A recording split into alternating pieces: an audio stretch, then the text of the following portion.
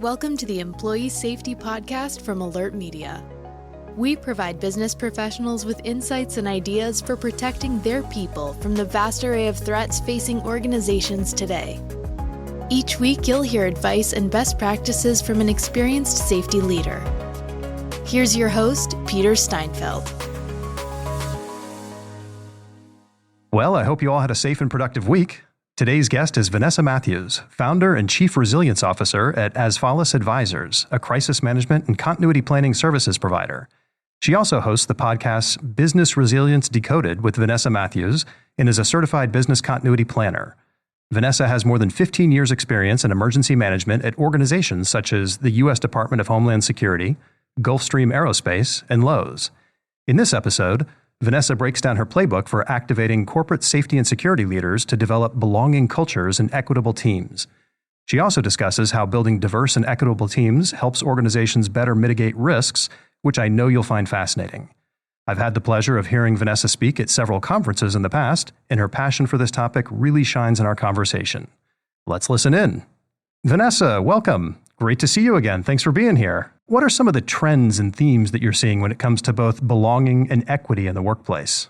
So I think about it from two lenses. One is what we're seeing with clients, and then two, looking back at what some of the data points out. So what's interesting is that there's a misconception that diversity means Black and brown faces, and we don't necessarily think about all of the other dimensions and aspects of diversity. So I think we have an opportunity with the general public, right, especially in the safety and security space, to really change what that misconception is. Another thing that we're seeing is that employers have diversity, equity, and inclusion goals from a recruitment perspective, yet on the selection committee or the interview panels, there is absolutely minimal diversity within the organization. And that might be for a different number of reasons, right? It could be because this one particular department that's hiring just may not have that strength or that capability yet, or there could be a lack of awareness, right? So there's a challenge with how do we bring people in, but the filtering mechanism for how people get through the company, it's not necessarily strong in their diversity. There's also a few data points that I think is pretty helpful for this audience. So McKinsey put out a study, and it shared that Black employees are overrepresented in frontline and underrepresented in leadership. And so when we think about, well, what are some of the challenges that Black and Indigenous people of color might be facing within the workplace, there's three things that continuously come up. One is acceptance, two is authenticity, and the third is values. And so looking at those three components, what we're seeing is there's a trust deficit with minorities, specifically BIPOC communities within the workplace. And so to answer your question about themes and things that we're seeing in the workplace, I would kind of boil all of this down to we're seeing that risk and security lack in diversity as an industry. We're having a really hard time with moving the needle. Secondly, our progress is very slow overall. And thirdly, there's challenges when we talk about responsibility versus accountability and how do we hold organizations and leaders up to a standard so that we can continue to see the change that we want to see. Well, I think it illustrates that we have a long way to go. So with that in mind, what's the role of the safety or security leader in creating a belonging work culture? So I think overall, if I was listening and I was a safety or security leader listening to this podcast, I would want them to know that the accountability and the responsibility really lie solely in your hands. And while your chief diversity officer or your chief risk officer might be great partners for you, you still are responsible, right? And so your workforce is really leaning on you to help with that. There's a few things I think that are important for this audience to know. There is a People of Color in Publishing and Latinx in Publishing survey that was conducted across those two organizations. And they both serve as grassroots organizations that are sharing the same value of uplifting marginalized people within the professional setting. This specific context is taken from the publishing realm, but I think what's interesting is that there are parallels to public safety and security. So one of those things was modifying. And over 200 people took this survey across 2018 through 2022. And 61% of those participants said that they have to modify themselves to fit into the work culture at work, right? The second thing that I thought was pretty interesting is they have a category of white fragility and bystander racism. And so if we think about, well, what does white fragility mean? It's a term that has been coined to define the discomfort and the defensiveness that a Caucasian person may experience if they're confronted about information as it relates to injustice or racial inequality. And so 92% of those survey respondents have experienced being the only Black, Indigenous person of color, I'll coin that as BIPOC, in a meeting, right? The third thing that this survey pointed out are microaggressions. 72% of participants said that they have experienced microaggressions in the workplace. From an HR perspective, 87% of participants said that they have experienced racism or microaggressions. However, of the 87%, 76% do not report those to HR. So what does that mean? That means people are coming to work, they're modifying, they cannot be themselves. When they have to share their experience with the majority of people who they work with, some people are very defensive, which is not inviting and it's not a safe space. Thirdly, there might be things that are said or done, coined as microaggressions, that make people feel uncomfortable in the workplace. And then you couple that with, I'm supposed to go to HR and talk about it, but I can't go to HR because literally data shows that people don't feel safe going to human resources. And if you think about the demographics of an HR department, I can understand that. And so it leads to number 5, which is mental health. And so what we're seeing is specifically Black, Indigenous people of color are literally coming to work and having to take more days off to handle concerns around mental health. And so what I think the bigger conversation is with safety and security leaders is it's not just about guns, gates, and guards. It's not just about protecting the physical assets. It's not just about protecting executives and looking at travel and looking at security cameras, but it's really about who else needs you to protect them in the workplace and how are you paying attention to that, right? So in what ways are you protecting people? Who feels safe at work? Who does not feel safe? How do you as a leader make yourself aware of how they feel? And then lastly, how are you addressing it within the organization and also as a partner in the business to the CEO, to the head of HR, and how are you helping to dismantle some of these experiences that employees are coming to work with? So to me, that all points back to culture. So can you share any great examples of leaders who influenced organizational culture changes? So that's a great question. In the introduction, you referenced the podcast that As Follows Advisors and DRJ co-owns, Business Resilience Decoded. So what's interesting is in 2020, when George Floyd was murdered, I got a phone call from a few peers in the industry that said, you need to do a podcast on this conversation. And I was like, you're crazy. Like, that's career limiting. No one's ever going to hire me again. I don't talk about this stuff. I'll just be mad and upset at home. And they said, well, if you think about the industry, how many other women of color do not work for a corporation? And how many of them would speak out about this? So I was like, oh, I still don't want to do it. But I did it. And so what I did was I said, okay, well, let me think about, I know I'm angry and I'm upset because I just know what it felt like for me and my family, right? And it hurt. Like, it felt like I was related to him and I don't even know him. So my goal was have a conversation, but address it to the industry. But how do I give our industry something tangible that we can walk away with? And so it's not just filled with anger, but it's also filled with hope. And where do we go from here? So long story short, I recorded a podcast episode, and this year in March of 2022, I was in Charleston, South Carolina for a conference. And I ran across a gentleman who I've known for the past 2 years virtually. And he said, Vanessa, I have something to tell you. And I said, well, what's that? He works for a power company. And he said, I wanted you to know that I listened to your podcast on George Floyd and it hit. And I was like, you listened to the podcast? And he said, actually, I played it and I was kind of upset with you because I didn't really agree with you. And he said, but the more that I thought about it, I took your podcast to work and I played it to my entire team because a lot of those people are BIPOC. And he said, and what's interesting is after I played your podcast, they began to talk to me. So I don't have a Forbes or a New York Times person that's been recognized, but everyday people, I get a lot of comments and people who do reach out to me. And I've always felt like maybe if I did that podcast, it would come back and do harm, but I didn't necessarily think about how it could be used as a mechanism to just start the conversation. Because that's the goal, right? Is no matter where you are and no matter what the status of your program is from a diversity perspective and the safety and security lens, it starts with a conversation. Like everything in business is a conversation and a relationship. And it's interesting that he was able to take that podcast and use it as a conversation starter to help see change and evoke change, but also to think about how he can listen to his team, even if he doesn't have a solution yet, right? But how can you listen to what they need from you?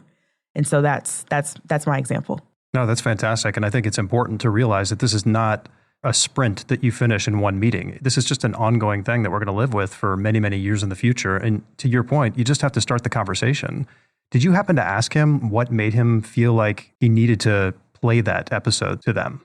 Well, I didn't necessarily ask the question, but if I could guess, and it's so funny because in preparing for today's conversation, I had to re-listen to that podcast and I could feel the raw emotion. And even today, it made me cry. And on the podcast, I cried. I've never cried. Like I'm pretty, tough outside, Right. super soft on the inside. But I think it was a couple things. One, we're in the same industry. Two, my goal was, one of the big themes I talked about in the podcast is the Department of Homeland Security says, if you see something, then say something, right? And crises don't have conditions. And so it's our job as risk professionals, as security professionals, to speak the truth and to talk about the risks that are happening. And unfortunately, in our industry, we tend to say, well, diversity and inclusion is that department over there. It has nothing to do with me. Well, just like safety and security is everyone's responsibility, so is equity and inclusion. And so I think it was being able to speak to the murder, the concept of DE&I and what's working and what's not working in corporate, but then thirdly, to be able to tie it back to the industry and give our industry a call to action. And you are not exempt from this movement. You very much have a place, whether you want to agree with it or not. And you either need to get on the train or figure out how to maybe get the train to slow down so we can get you on. Yep. No, that's great. So it sounds like he really wanted to change the culture in that organization and develop a really high-performing team, which kind of leads into my next question. In your opinion, what is the roadmap to developing high-performing teams? I know that you have a blueprint for success on this and would love it if you could share it with the audience. Yeah. So what's interesting is every organization is probably at a different space, right? Just like a typical maturity model for a security program, company A might be in a different place of maturity than company B. But the blueprint at a high level is to create, expand, and to reevaluate. So for some companies, and I'll specifically speak to corporate safety and security departments, while your company may have a goal and may have objectives, or they may not, right? Regardless, if your department hasn't started anything yet, then your job is to create. If your department is saying, hey, we're a little bit more mature, our company has set these goals, then downstream, we've set our own departmental goals and things that we want to see, then your goal is to expand. If you're a part of an organization where you've been doing it a while, you have traction, you're seeing some of the results, then your goal is to reevaluate what's working and what may not be working and how do we shift and do something different. But what's interesting is that you can't create, expand, or reevaluate if you don't model, connect, and involve the people who you serve. That's well put. Is a safety or security leader who's listening thinks, that's really great, but where should I begin? What would you say to them? So, like a typical safety and security executive, right? One of the things that I think is super great about our profession is we like to see things before we start diving into it so we know what we're truly looking for. So our tagline in our business is we help you see so you can solve. And I think that's where you start, right? Is what are you seeing so we can appropriately solve for the right things? If you can't see it, you can't solve for it. So first, I would say that there is no right answer with where you start. It could be, I listened to this podcast, I brought it home, I took it into my office, and I had a conversation that we've never had in 30 years. However, a great place to look is to do a content analysis and take a look at whether it's internal or external, emails, websites, intranet, internal communications, and external communications. And the question that I think people should consider as they evaluate if this is a great first step for you is, who do you market? What common themes do you see in what the organization or you as a department may be putting out? Who might be excluded, whether it's intentional or unintentional? And how do you then think about, based on what we're publishing, based upon what we're putting out here in the market, is there something that we should be doing differently? So for example, if I'm looking to recruit diverse talent, well, if none of my pictures reflect diverse talent, then how likely is it that a diverse candidate is going to feel welcome here? Probably not, right? And so just considering what we're communicating and how we're communicating and what images we're using. For example, I worked in corporate America, and our chief risk officer, he had an event at a plantation. I don't want to go. Like, for obvious reasons. And in their mind, they thought it was a great idea. It was a great event space, and it really was. But I don't want to go. And so no one had considered, oh, well, we have different people who have different backgrounds, who have different experiences, and that might be something that's offensive, right? So just, I think it's taking a second step to consider. And being 4 years married, I am learning firsthand experience how to be considerate of other people, especially my spouse. It's one of the hardest things to do. Someone gave me some advice once. They said, use a prop, have like 3 or 4 sets of glasses, and then label the glasses with whatever perspective that is for that person, the age group, whatever it is, and then put them on and then reestablish what you want to do in the situation based on that perspective as best as you can mimic it since you're not that person.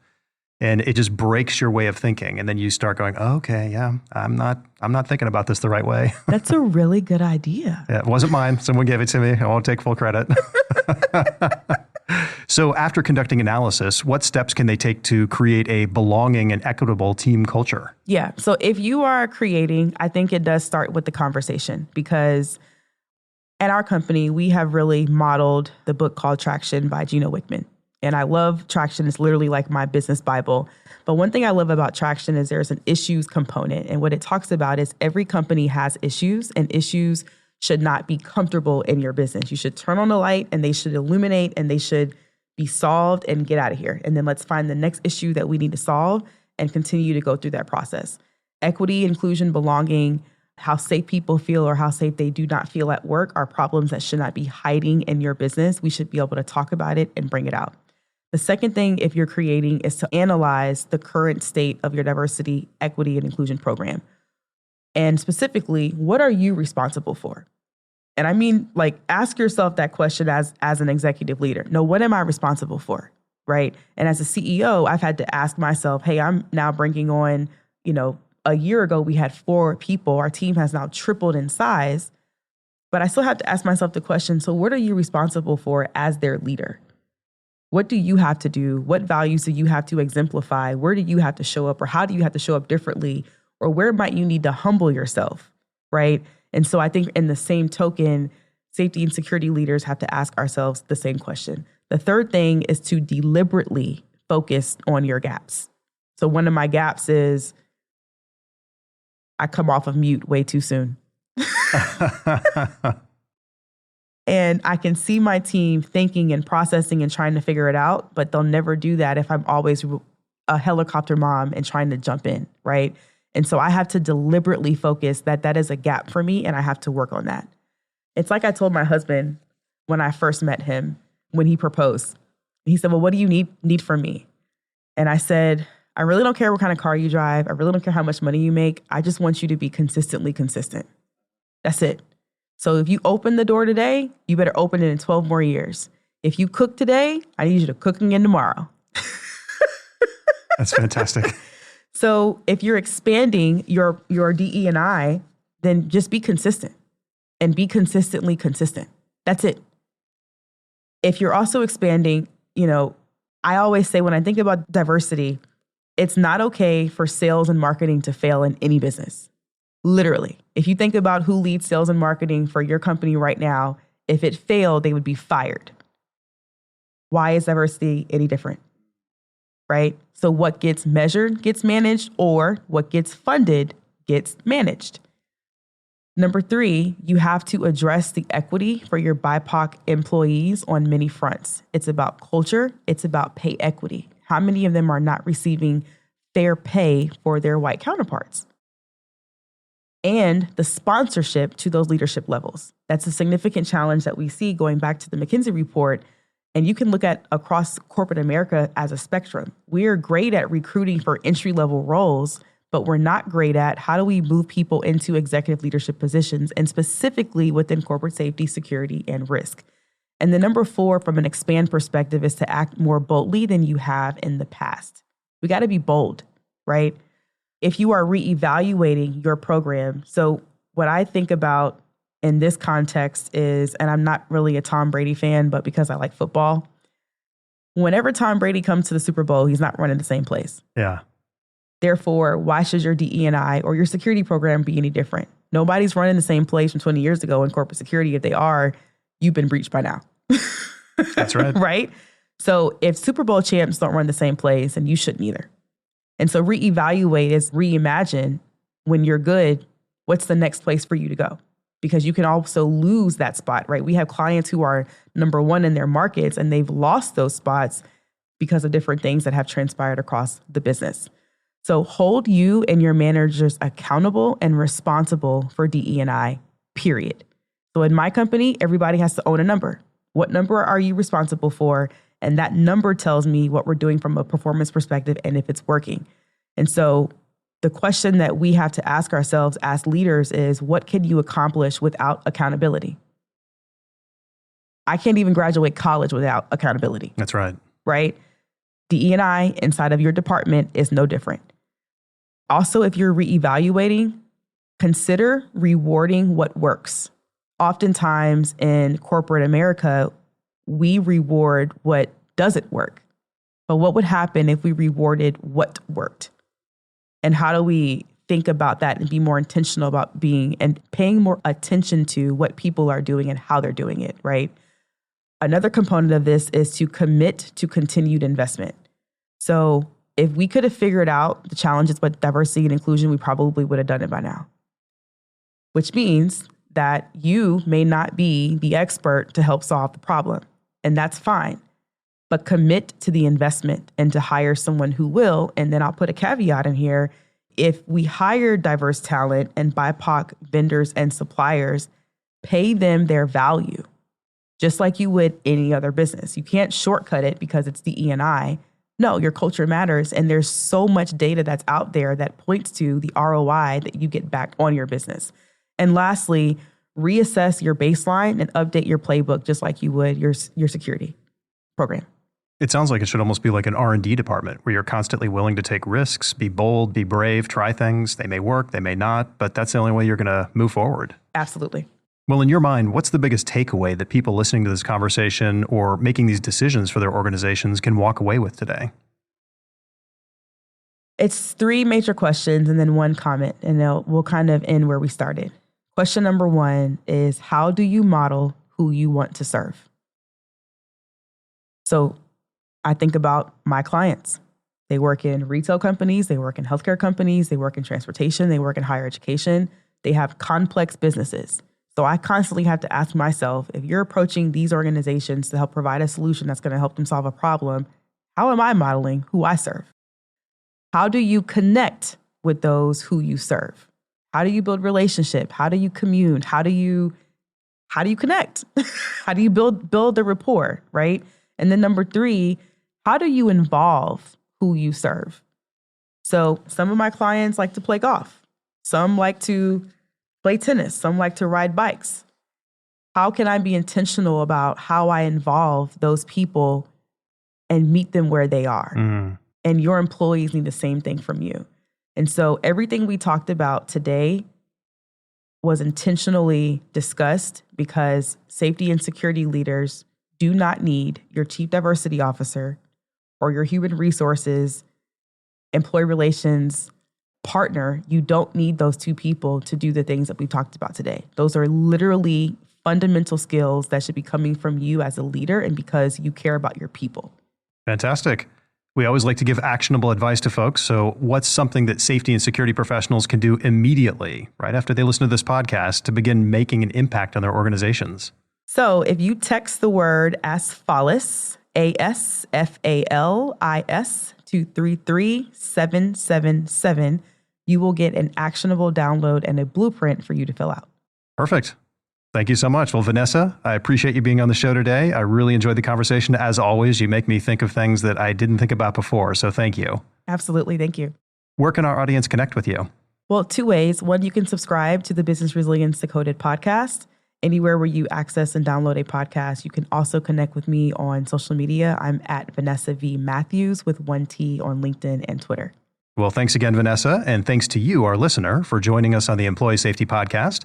Please rate and review us on Spotify or Apple Podcasts, and don't forget to subscribe so you never miss an episode. Have a safe week, everyone. Thank you for listening to the Employee Safety Podcast from Alert Media, the industry's most intuitive emergency communication and threat intelligence solution. To learn more about how to protect your people and business during critical events, visit alertmedia.com. Until next time.